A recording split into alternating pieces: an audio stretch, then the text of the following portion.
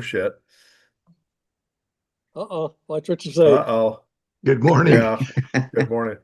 So the bottom line is I literally left work in about 15 seconds and called my son who was on his way to work, and he made it as far as the Red Barn. We're coming from Gilroy. Turned around and he beat the ambulance to the house. Now, mind you, he's a cop, so he drives like a cop, even his own personal car. So he uh he beat the ambulance there, and I got home probably, well, what was normally a 35-minute drive, I think took about 20. Yeah. Uh, Flying along those canyons back, back behind Salinas and hit the freeway. That was it. I was doing 80, 85 on the way home. Wow. Boy. And I got there just about the time they were loading her up in the house. Well, she'd fallen in the hallway and they couldn't get to her. So they had to take one of those backboards that split in half and literally put it underneath her, put it together, and then carry her out of the hall. I mean, what's funny is she only when they moved her was she in pain. Other than that, she was laying there. Huh. Fortunately, the one thing for us older folks, I got Mhm. to realize I'm saying that anymore, how old I am. Carry your phone with you, no matter where you go, Oh because yeah. that's the one thing that saved her. Otherwise, she would have been laying in that hall until I got home. Yeah. I like the Apple Watch. I've fallen and I can't get up is fine if you're conscious, but the Apple Watch, even if you're unconscious, it will Yep. call the 911 and they'll Yeah. come. Oh, we've had it accidentally go off, and it does work because we were getting calls. We set up the phone tree, and we were getting calls from our son and daughter going, "Okay, is she okay?" I'm going, "She's down I the hall had taking a shower."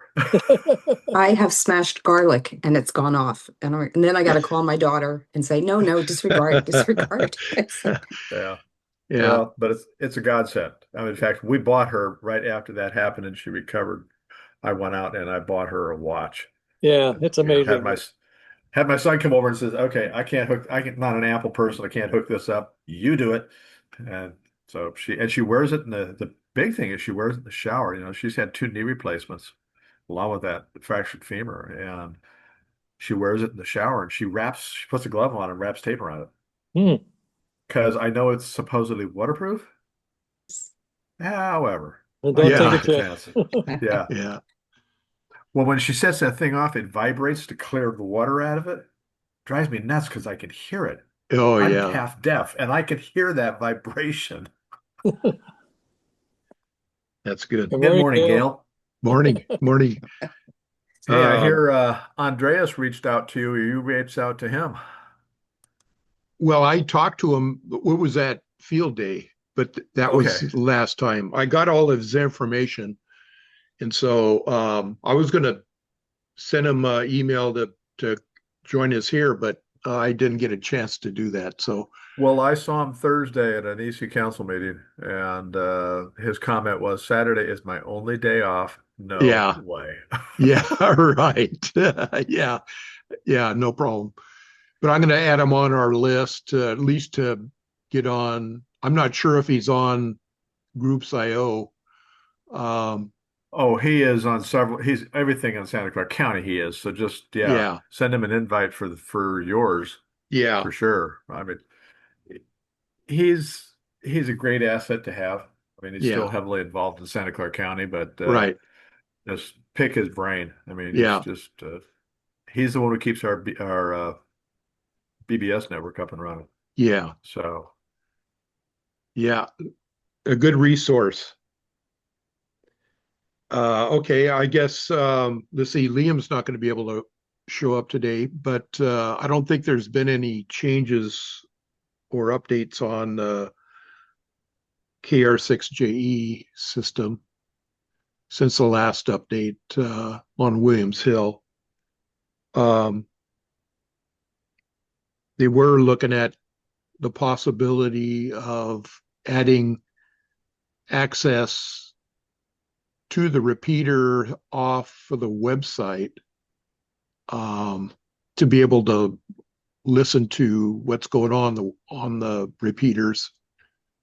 For those, it was a question that was posed to them when they visited the Army folks at Fort Hunter Liggett, for those folks that don't have a license that can monitor it with a radio, uh, some of their staff could possibly listen in that way off the website. But they're still feeling it out. And I mentioned that in my last report to Department of Emergency Management and didn't hear back. So, but anyway, that's one thing that they may add in the near future. So I got this notice in my email that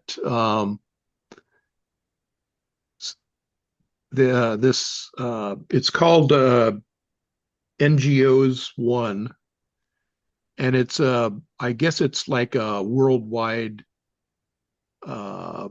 catalog essentially of NGOs across the world, and they added an account on their system for us.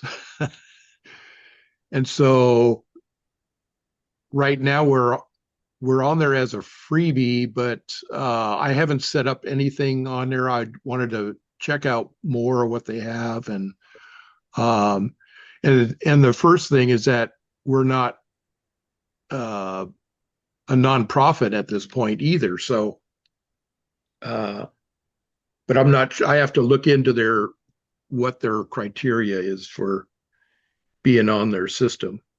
But I it's an thought you easy got, way for people to find us. So I thought you were an nonprofit. no, nope. Oh, didn't And know that. we've been striving to do that. We've got things set up in place with the bylaws, and let's see, we have a employee number for uh, IRS, but we don't have the nonprofit set up yet.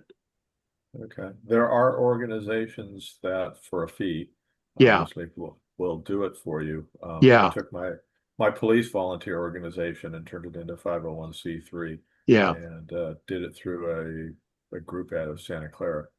yeah, yeah. There's one I've been following. They have all kinds of training um, available, and then they tell you exactly what you need to have together before you start your application and all that stuff. So that I've been looking into all that. Well, I would recommend if the club can afford it to have somebody do it because the Right. paperwork and navigating through it and the rest of it Yes. is a pain in the butt. Yeah. Uh, I mean, we did the initial, she literally gave us all the forms to fill out and put, where we put our names in, create a Yeah. list of officers, etc. And your list of officers, a caveat, be real careful, make it as generic as possible, make it a position specific entity, not a person specific entity. Otherwise, you have to go back and update. And of course, they Right. want their money when you update. Yeah. So, for the police department, we did it uh, chief of the department, sergeant of the section I'm in, and then the volunteer coordinator. And those three positions, I was secretary as the volunteer coordinator, and they accepted that, which was cool because we constantly changing chiefs and sergeants, and I Right. haven't changed yet, but that's going to occur. So just a heads Yeah. up on that one. But it was so easy to do it through somebody else. I mean, we just kind of kept cutting the checks. I think by the Yeah. time we were done, it cost us about $2,000 Yeah. for filing fees and everything else. But Yeah. hey, you didn't you guys at one point in time get I think you got $1,000 donation out of the blue? Well, we got I think it was 2,800 when the organization was in the beginning. Okay. That was from a president, the previous president that passed away, and so he had donated. He had his wife donate a chunk of money to the organization, to ARES Races. So Cool. so yeah, that's kind of where our bank started. So, and then we've been slowly building up and spending here and there a little bit, and yeah, it's been getting close to where I think we're getting close to put the money out to get our nonprofit. Well, if you can ever get those who shall not be named uh, to get off their butts and get you in their grant cycle, Yeah, particularly not as necessarily as new equipment, because most of the equipment I know that we got when I was there, the two new repeaters, but sustainment. yeah, So, maintaining the equipment, etc. If you have any rental fees that have to be paid because of the location you're at, that kind of yeah, thing. Our biggest cost for our club here is Crystal Peak. yeah. That's $1,200 a year straight Wow. off the top just to Yeah, maintain our repeater on that location. yeah, yeah. We're So, fortunate that Hey Pat, is that 146.64? uh, Crystal Peak. Yeah. No, that's our 440, 442, 500. Okay. Thanks. yeah. But fortunately, using the Fremont Peak Repeater Association repeaters, uh, those repeaters on Fremont Peak are housed in the KSBW vault. No, I'm aware of that, but I'm just Yeah. saying but you need to get the DEM needs to get off their butt and get you in their cycle Oh so yeah, that yeah. every year, two Oh yeah, years, that you yeah. basically can get into some kind of sustainment funding Right. to maintain those repeaters. But again, they have Yeah. to acknowledge that you even exist at this point. Yes. Yes. So, Yeah. Yeah. um, And I did kind of uh, mention that of uh, anything that any kind of funding that might come around that we could use for updating things and stuff. So well, you got to be specific. I can yeah, tell you that because right. when I did it, I had to have very specific equipment lists in my Yeah. hands, ready to go. So you need what's called shovel ready Yes.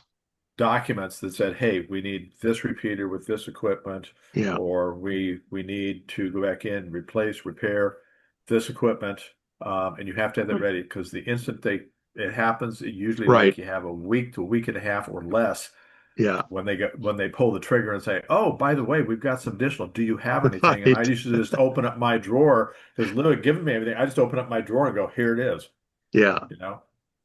And we went with it. I mean, that's how we got. I think eventually we ended up with almost $13,000 total Yeah. between two different grant functions. Yeah. The largest one was $10,000. That was when we bought Yeah. the repeat. Yeah. So yeah, that's been revised now on Williams Hill, so that's doing good.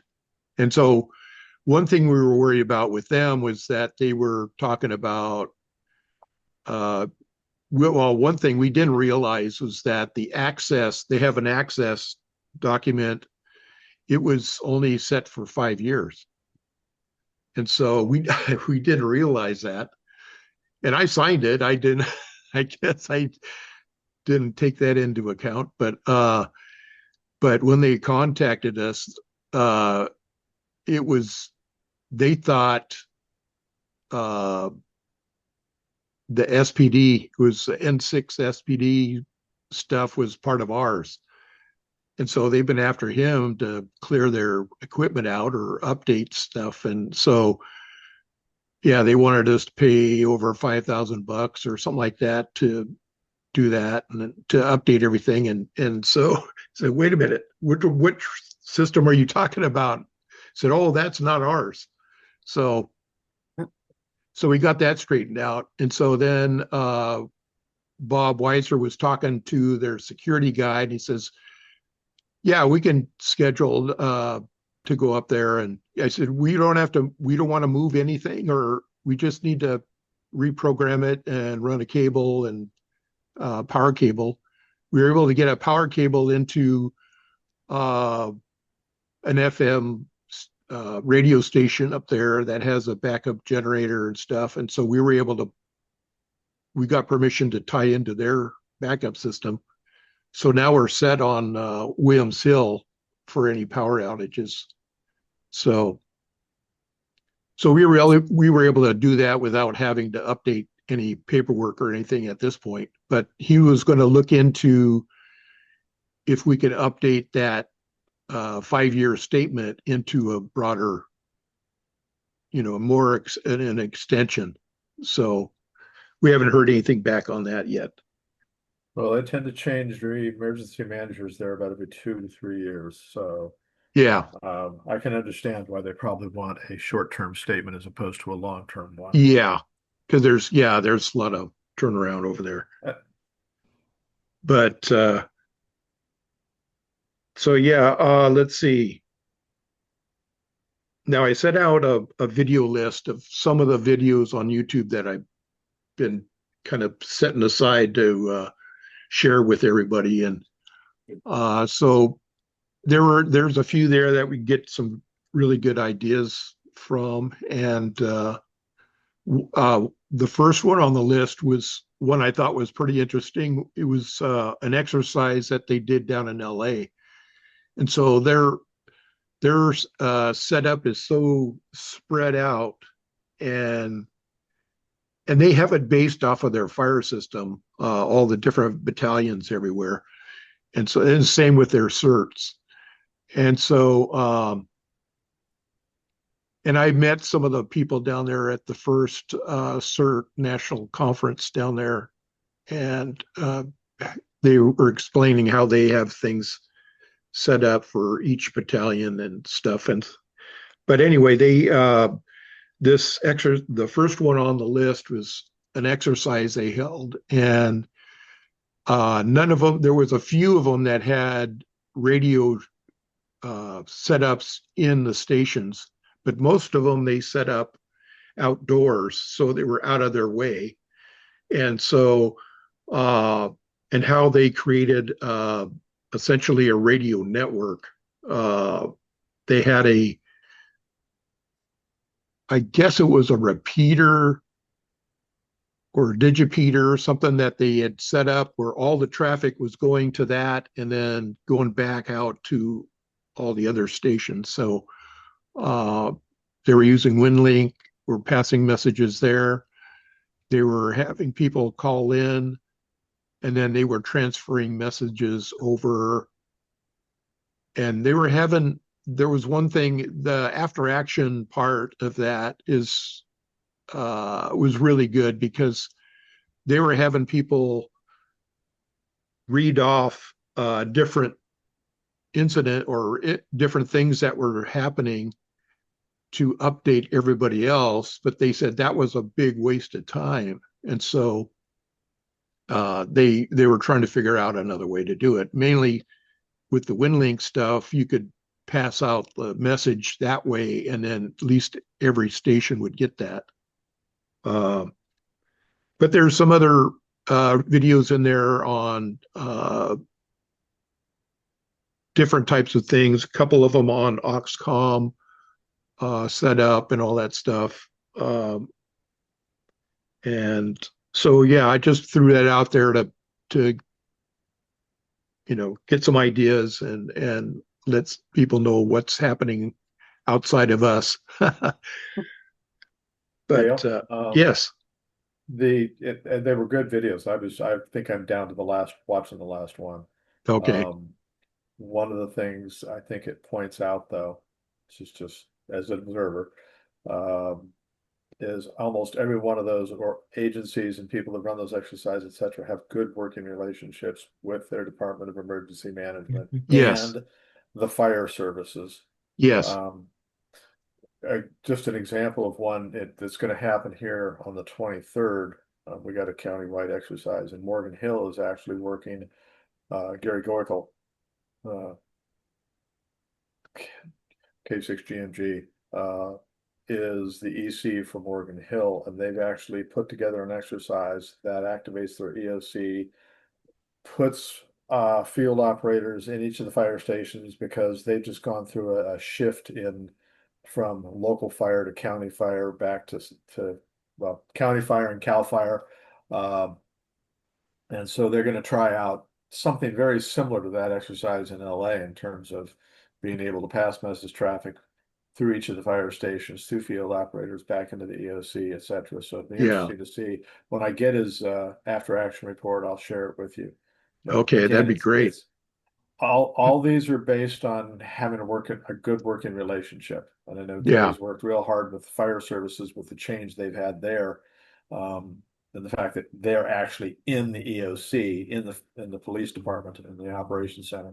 So that's in order for anything to happen in Monterey County. I mean, you literally are going to need a change in leadership at DEM to be able to get back into that structure. Yeah.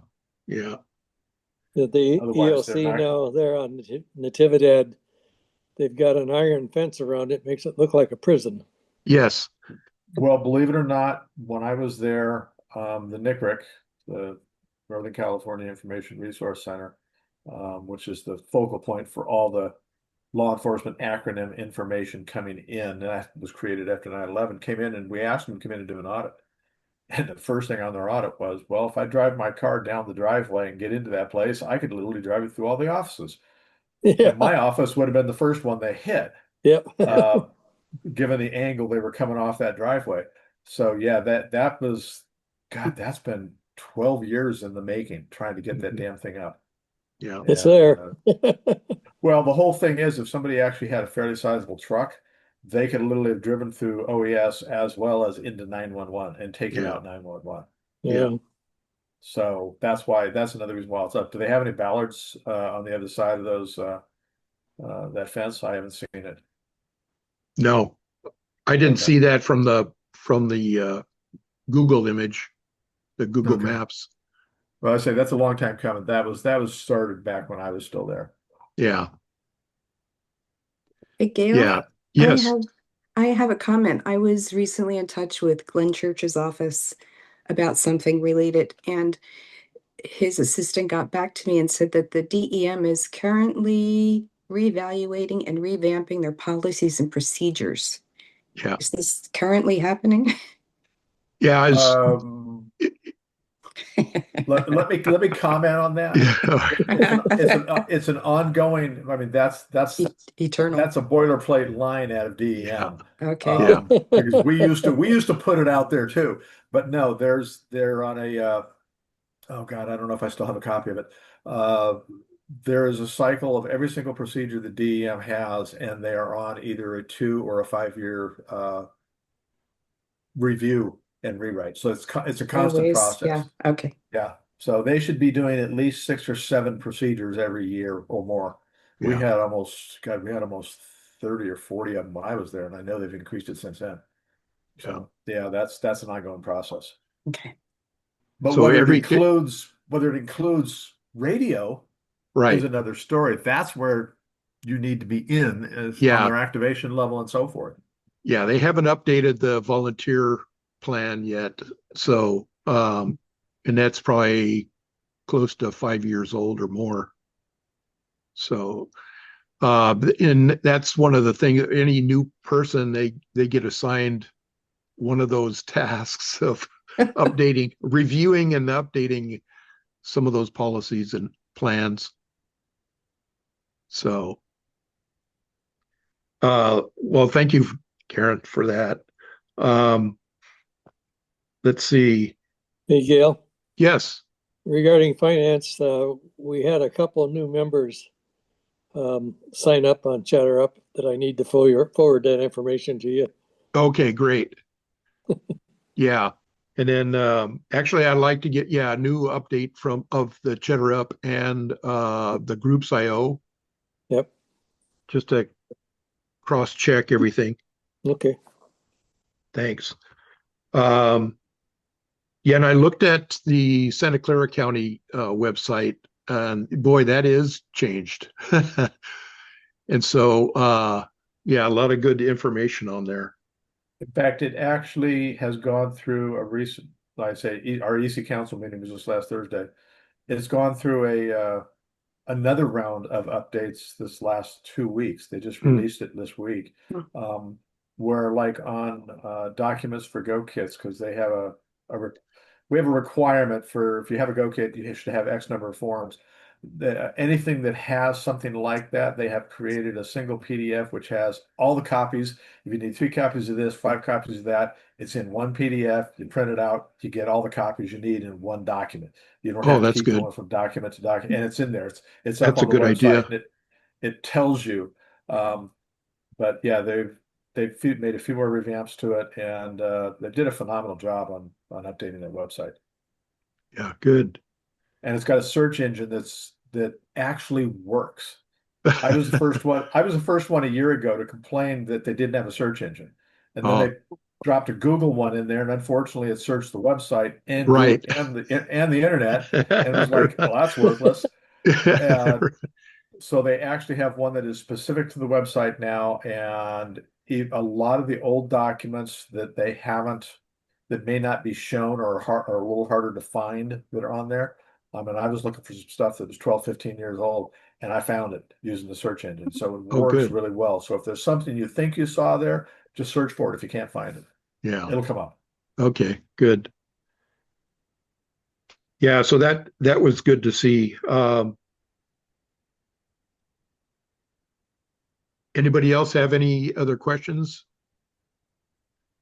Yeah, this is going to be, I don't have a whole lot here. So one thing I wanted to mention, which I just noticed, this year was the 90th anniversary of ARES with ARL.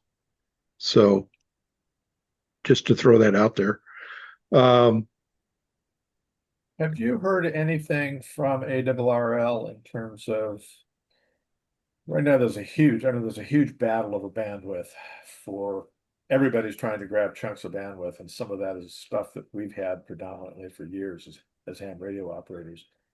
Um, how is ARRL doing as far as, they say they're trying to protect our bandwidth, and with all the changes that are going on, the FCC, et cetera, um, is it a losing battle?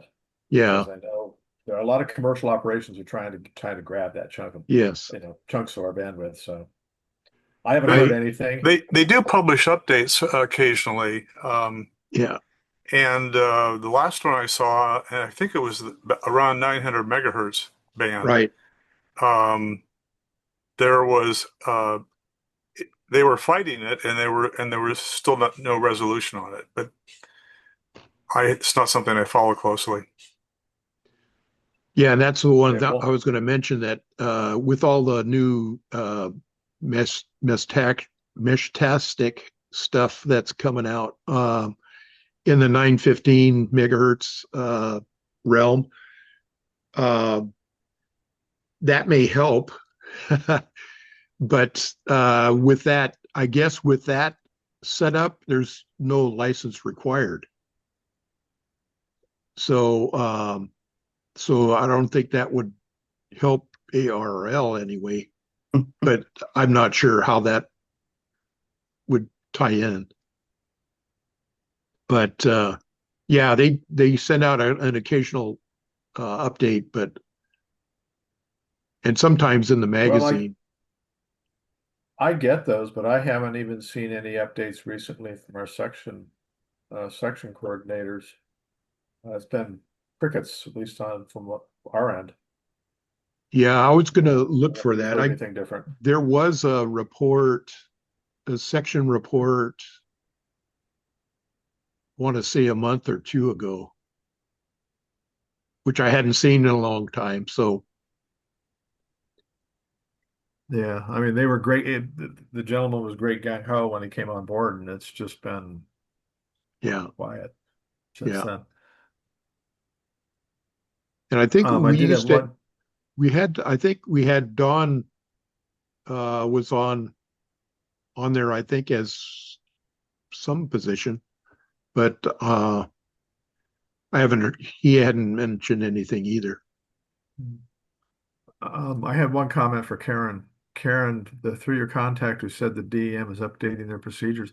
have them see if you can get them to push to find out what they're updating. Have them make that request and go, what are you updating? You know, Well, or she asked me if I wanted to stay informed of any changes in progress. And I said, absolutely. So okay. I will Oh, follow up. good. Yeah. Yeah. Oh, good. Put a little heat on there, maybe, but Bonfire, I'm bonfire, not a little Bonfire. Yeah. bonfire. sorry. Yeah. Well, and then I guess we should hear pretty soon about the Montage uh, Emergency Preparedness Fair, Jim. Uh, They mentioned they were trying to sort that out, but yeah, I've heard nothing from them so far. yeah, because they got new owners at the uh, shopping center, and so they would have to either change places or be able Yeah. to work with them directly. So, but yeah, we'll keep our eyes and ears. Gail, are you doing anything, and I'm just pie in the sky here, are you Sure. doing anything to try and join forces with CERT um, as kind of a force enhancer to your, ARES RACES capabilities? Because I know there's enough people in CERT, South County, and even towards the coast, et cetera, that have their ham radio licenses and they're not part of, ARES RACES. Yeah. And it'd be nice to suck them into the nest so that when a communications issue happens and it's not CERT related, you can rely on those resources. That was something I was trying to pull together, but Yeah. when I retired, my replacement did not take that on as a continuing effort. Yeah. Yeah. Fortunately, we have Bill here that is a part of Monterey CERT. Yeah, And yeah, and I have run into a few hams, and I don't know if they're in Aries or not. no, but I know them, Okay. and been in touch with them, and also Demetrius. I contact Demetrius every once in a while to kind of stay in touch. But Well, he's I Well, get pretty much get called out occasionally, and I get yeah, to talk to those guys, yeah. and particularly the Pagnellas as well.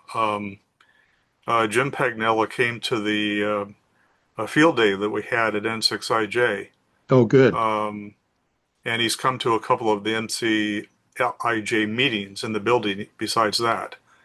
And he and his brother, Joe and Jim Pagnella, are kind of a team. But the two of them are probably, you know, the the best leadership support to Demi that he's got. Oh, good, good. Yeah, because Demi can't do it all Also, himself. yeah, also Alan King, who's our EC in South County, has sent out emails to all the South County hams, uh, trying to get some kind of response from them. I don't know what the results have been. Yeah. I can give you one we just did here in Gilroy, 204 hams trying to get people into emergency communications, and I got 8 responses, Yeah. Wow. Yeah. 4%. Now, Yeah. which, hey, it's 4% I didn't have, Right. and they still have to go through the background and everything, but it's pathetic to be Yeah. Yeah. it's very disheartening to see, and I know half the hams that are in our club are very experienced, and our club is 100 members. Yeah. Um, and that's between Morgan Hill, San Martin, and Gilroy, and they're very experienced, and they all go, no, no, I don't have enough time, or I'm involved, I'm involved heavily in HF and in contesting or whatever. And it's like, Yeah. I'll come help you when you need it. And I said, no, you won't, because you have no clue what the procedures are Right. to Yeah. function in the hospitals or Yeah. communicate with the hospitals and the county. And that's why I've said our big push here in Gilroy is if we can ever get our CERT program, keep a coordinator in and get our CERT program up and running, is they will become a force multiplier for us because there's at least 7 or 8 of them that are ham radio operators, and we're going to train them to what they need to do if I have to put butts in the seats. Yeah. Um, because somebody that comes in, we're just going to have to treat them as a spontaneous, unaffiliated volunteer. And it's, I mean, trust me, things aren't as rosy as they may sound up here either. The county did away with our emergency volunteer center, which is the intake we had for bringing all volunteers in, Right. finding Yeah. out what their capabilities were, etc. And they scrapped the program. Mm, So when all those SUVs come out of the woodwork, none of the cities, maybe except Morgan Hill and Gilroy, are going to have any way of knowing how to deal with them because we were the first ones to get the what was the program called? Well, the Emergency Volunteer Centers, the okay. EVCs. We were the first ones to run through it. I've got all the documentation and everything, and I'm trying to bring it back live here in Gilroy. We just changed out our city manager, so we may actually make some progress because he was pretty much anti-volunteer. Yeah. Um, but we figure we've got it. That's the only way I'm going to deal with these folks is figure out what their capabilities are beforehand if we're lucky. Right. And I can't even get them off the. I mean, and that's why I say, Karen, build a bonfire because I don't know what it's going. I know what it's going to take. It's going to take a 7.0 or better to get Yeah. these people off their butts. Yeah. Well, And It, it, and what that speaks to is the need to train people who have no clue what's required to do these jobs. And for the Loma Prieta earthquake, which I remember, mhm. 14664 was very active in directing people who wanted to help from outside the area. Yeah. And so what do you do with them? You have to send them somewhere, and they had figured out something about sending them somewhere to get trained or to show up. Yeah. well, one of the things that Gail, you remember Scott Morris? He was Oh, yeah. our DEC for a while. Yeah. Until he retired. He wrote well, he actually updated, it's a primer, basically. It's a document on when you have a ham walk through the door, experienced or not. It's like I forget, I think I've got it. I'm rewriting it for my use. Um, but it's like 12, 15 pages, and it talks about here's what we are, here's what we do, here's how we do it, etc. So it's just a beginning. So you hand it to them when they come in the door and you go, have fun, go somewhere, go sit down and read this and come back and then we'll talk about what Yeah. your capabilities might be, etc. And Yeah. that's where the Emergency Volunteer Center came in is I have all the forms that they can fill out so we know exactly what to do with them. Because people are going to step up just like Loma Prieta. They're going, hey, I'm here, I can help. But if they can't do anything immediately, they get very disheartened and they go away. And then it's all bad press from there. Then you're Right. fighting it. Oh, I stepped up and offered. Well, so did 1,000 other people. And we need a way to quickly deal through that. And that's without the county being on board on your guys' end, it's going to be tough to help anybody other than your local cities who probably know what you guys have some capabilities to do.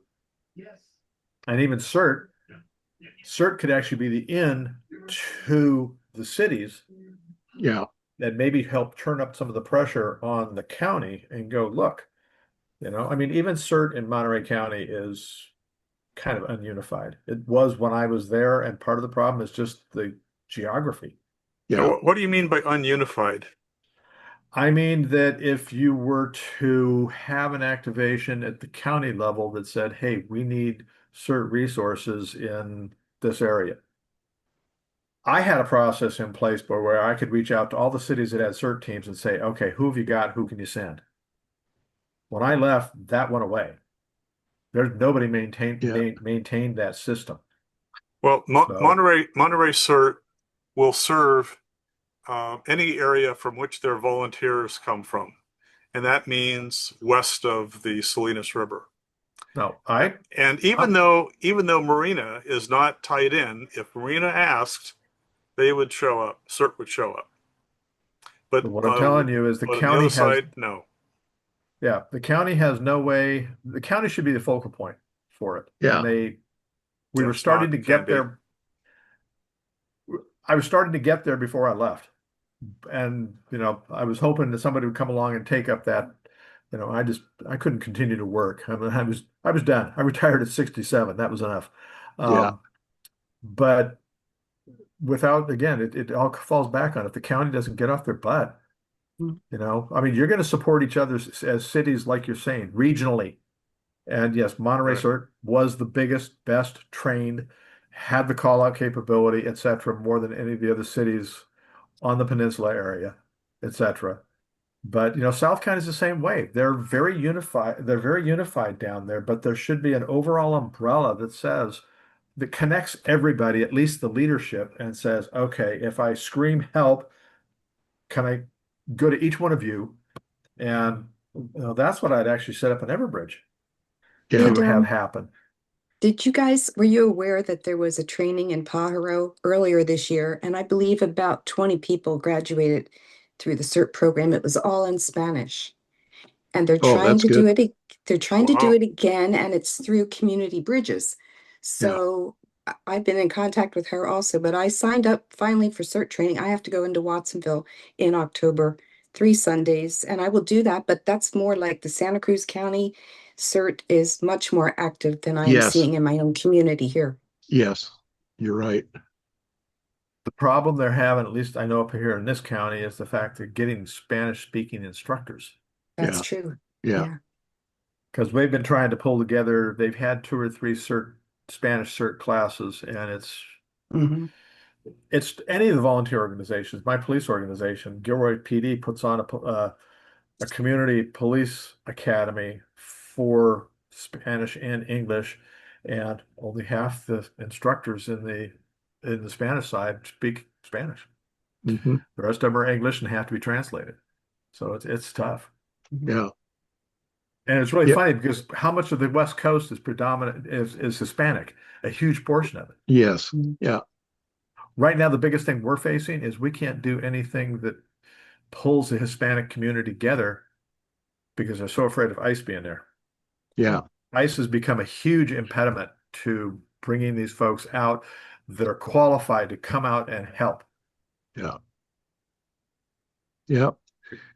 But through the Listos program, that may be what they're tapping into up in Watsonville. We're They doing the same provide a thing lot of, here. yeah. So they have a lot of the resources to bring all that stuff, that training and stuff down. But the Well, that's problem is good. that the policies and procedures and everything are all in English. Yeah. And most of the information during an activation is most, if not all of the information generated in an activation is in English. Yeah. And I mean, having a heavily Hispanic CERT program would be phenomenal, given the areas, your guys' area here as well. We're 60% Mhm. Hispanic in Gilroy, um, would be extremely helpful. But the caveat we've thrown out there during those classes is we need to have leadership that also is fluent in English and Spanish so they can transmit that information Yeah. back to their groups. Yeah. This class that I will be in, they will provide materials in Spanish as well as Yeah. is English. Yeah. Yeah. Good. Good. Let's see. Well, that's all I got really at this point. Our next meeting will be September 20th. And so anything else that comes up, we'll throw it on the groups IO. Let Gail, did you everybody. ever finalize your band plan? Yes. Yeah. Uh, we have a 2025 version 3. I think, Jim, you have it on our website, right? Yes. Yeah. So, yeah, especially with KC6 ERT changing over to KR6JE. I had to do that was the third update. So, Yeah. so it's nice that Yeah. having all, we have 3 repeaters all linked together by radio. So, um, so that's been working out really good. So, any other questions or? Yeah. I've got, what is our current bank balance? Oh, let's see. I just had that. It's the same. let's see. Was it around $2,300 or something like that? It's Hmm. $3,776.99. How we get 99 cents? Would you say that again, Gail? I'm sorry. It's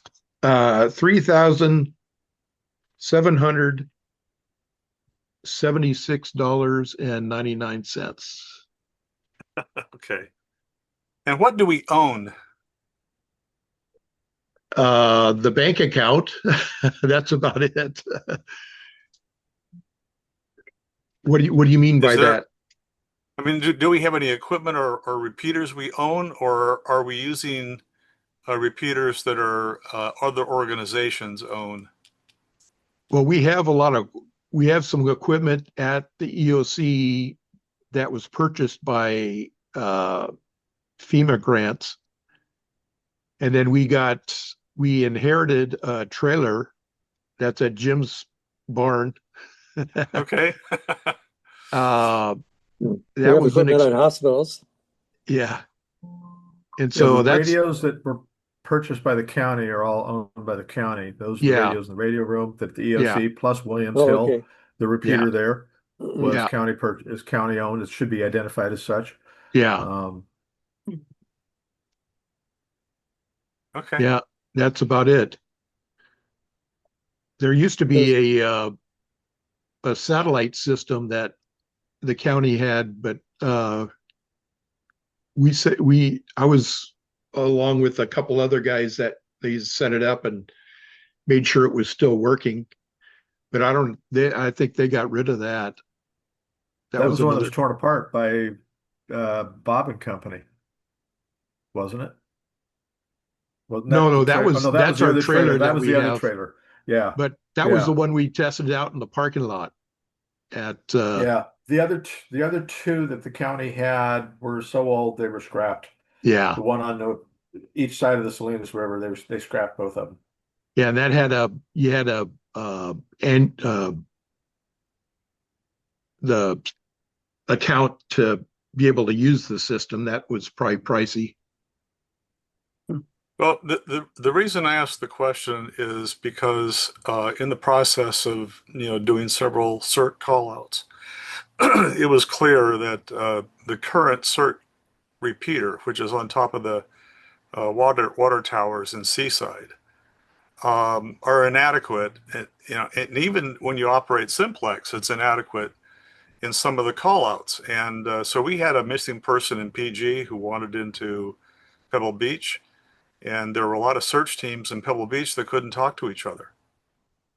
And of course, a portable repeater on top of Huckleberry Hill would have done the job, Yeah, or the existing, NPS repeater. Similarly, with we had a call out for the plane that crashed off of Asilomar, and we couldn't access the repeater, reliably, yeah, which was off in Seaside. And I just see a need for portable repeaters for them. yeah, Um, and, maybe for us, I mean, the Fremont Peak repeater is not one I can hit easily. I have to put up a Yagi and use all 50 watts yeah, to hit there. And sometimes Jim says my signal is weak, and sometimes it's not weak, but it's yeah. all I got. Right. I've got a Yeah, big hill between me and Fremont Peak. Um, so we've got, I think we have some, coverage problems. yeah. Now, one Um, thing that's available now is there's a GMRS repeater at the at N6IJ, yeah, N6IG. you're Yeah. right. Yeah. So that's one thing. That's one thing I gotta redo my programming on my radio to be able to access that. And so, and they said that works. They've had people from Salinas hit that just fine. So, so that's one option that that's there right No, that's now. right. That's right. But yeah, there we used to have a repeater down on Point Sur, but that was I think there was a bad power supply or something, and then they never went back in there or it was during COVID when you didn't have access to anything. But I don't know that somebody else So here, was taking it so over, but so I don't know during the what Big else. Sur Marathon, the Jeff Ackerman, I think that Yes, is, Yeah. Yeah. and Thor were, set up 3 repeaters, yeah, temporary repeaters for the Big Sur Marathon, one of which was at Point Sur, and they were all linked. yes, Um, and as far as I know, they're only brought out for Big Sur Marathon. that's right. I don't know Yeah. who, I don't know who they belong to. Well, it's probably the Jeff is tied in with the well, it's the He is the county radio guy. He's the yes, top county radio guy. yeah. And so W6, what is it? WB6 ECE. Uh, they help out with their repeaters too to be able to cover uh, the Big Sur Marathon. Yeah. And so it may be equipment from them. But The other one you might want to check with Tim Takeuchi because he oh does yeah, the Sea Otter Classic and he maintains right. He's got communications over he's got that a portable entire path. repeater. Yeah. He's got a Yeah, portable repeater he puts out there. But even I agree with you, portable repeaters, even if it's up on top of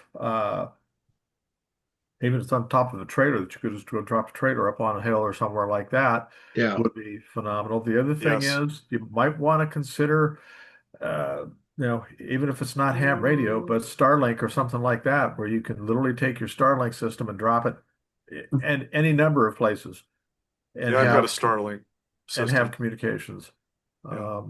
And they're not that inexpensive. And there are a couple people that I've talked to that have figured out a way to get around the inactive cost. In other words, when you're not using it, it's still costing you something.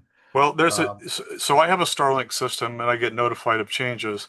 You get a roaming system, the hardware costs less than $400 now. right. And um, you can have either a full-blown subscription that costs $50 a month, or you can have a $10 version that has a lower maximum bandwidth. data amount, and then Yeah, but above that it's $1 a gigabyte, so it's no big deal. And there's now a new system which is even lower data ceiling at $5 a month. So Well, right now I use a $10 a month system subscription, and if any event happened, I would just get online, i.e., I would communicate by phone with my the Wi-Fi on my Starlink, and up at the $50 subscription. So the point of having an ongoing subscription is to be able to get online to get an upgrade to the subscription yeah, when all else fails. well, when you need the bandwidth, yeah, when you Yeah, need to increase the bandwidth. And that system is still it's a way to communicate. yeah, May not be by radio, but it's a way to communicate and pass information. yeah. And it's pretty damn reliable. yep. One year when I was working Sea Otter Classic, I was in a dead zone, I guess you would call it, and I could not hit the repeater that they were using. But we had a guy with us with a radio in his truck with 50 watts and crossband repeat capability, and we used that for the whole event, and it worked great. So if people Hmm. have a radio with crossband repeat, then during these emergencies, they could go out to some hilltop someplace and become a portable repeater. Well, Yeah, reliable relay at least for Yeah, sure. yeah. right. Yeah, You just yeah. have the only thing, Go ahead. though, the only caution I have on that is if the person whose equipment is set up to crossband repeat doesn't have a fairly good a duty cycle. Could, their equipment could be at risk Yeah, if usage gets pretty heavy. yeah, Yeah, yeah. yeah, that's good. So yeah, that it's, I've seen several quick and easy, well, mainly GMRS repeaters as portable, like in a suitcase or whatever, and uh, that people have used to set up in that type of situation. So, uh, but yeah, it'd be good to talk with Jeff and see what they're up to and see how they uh, set that up. And they're using ham bands, so yeah, they probably have some. And they're linked. And they're Yeah, linked. yeah, That's the real key is the fact that the repeaters are linked right. over that 20-mile stretch.